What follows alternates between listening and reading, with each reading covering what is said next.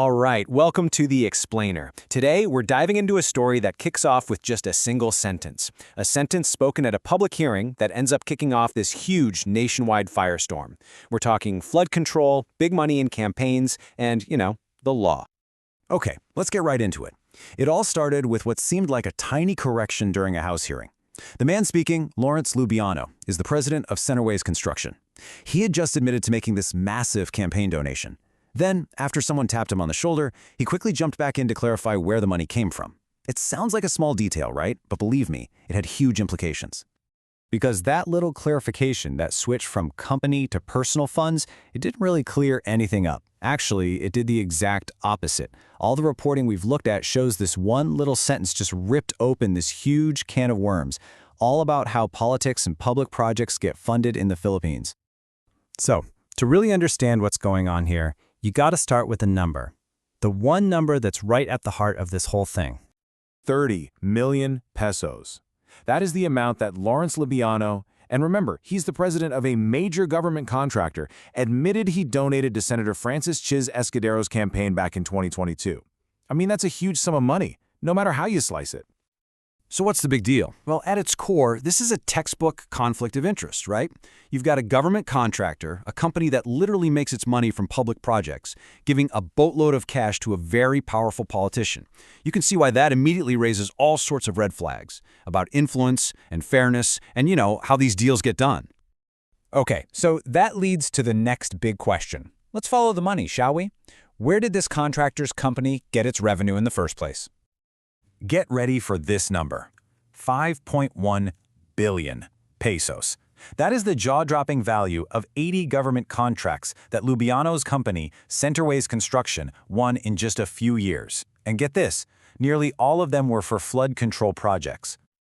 Okay, but here is where it gets really interesting. When you look at where these projects were, a big chunk of them, at least 30 of those 80 contracts, were all awarded for projects in one single province, Sorsogon.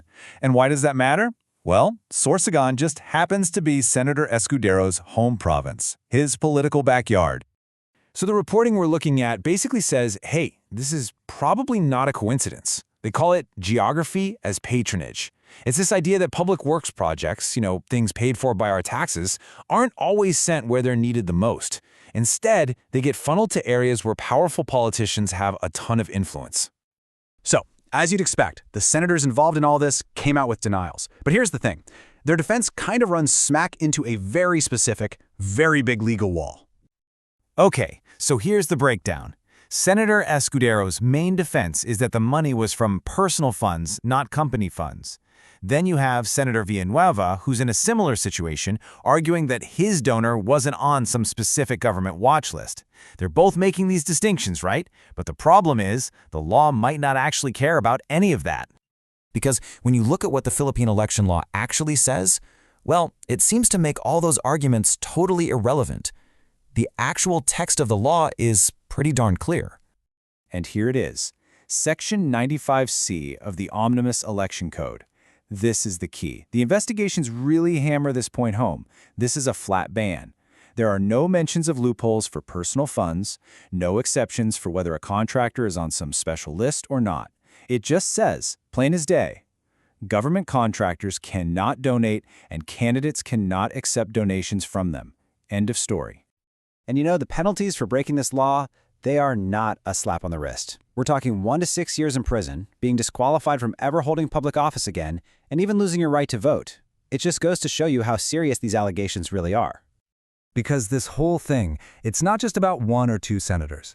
The sources we've looked at describe this as being part of a much bigger system, something that just keeps feeding itself. And this is where you really start to see the scale of it all. One investigation we dug into found that just 15 contractors, and yeah, Centerways was one of them, managed to grab almost 100 billion pesos. That's 20%, a fifth of the entire national flood control budget. A massive slice of the pie going to a tiny, tiny group. The reports call this a money carousel, and it's a pretty powerful image. Think of it like a closed loop. Step 1. Taxpayer money is used to fund these big public projects. Step 2. A very select group of contractors wins most of the bids. Step 3, a slice of their profits, allegedly, gets donated back to the campaigns of their political allies.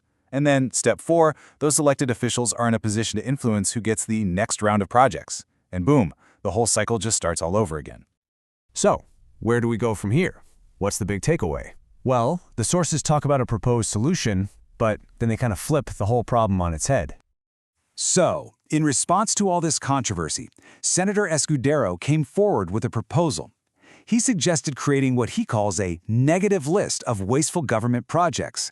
The idea is, you identify the projects that are inefficient or corrupt and you just cut off their funding. Sounds reasonable, right? Well, here's the twist. Some argue that this proposal completely misses the point. It focuses on the projects when maybe the real issue is the politics. And this is where the reports leave us, reframing the whole debate with this one really provocative question.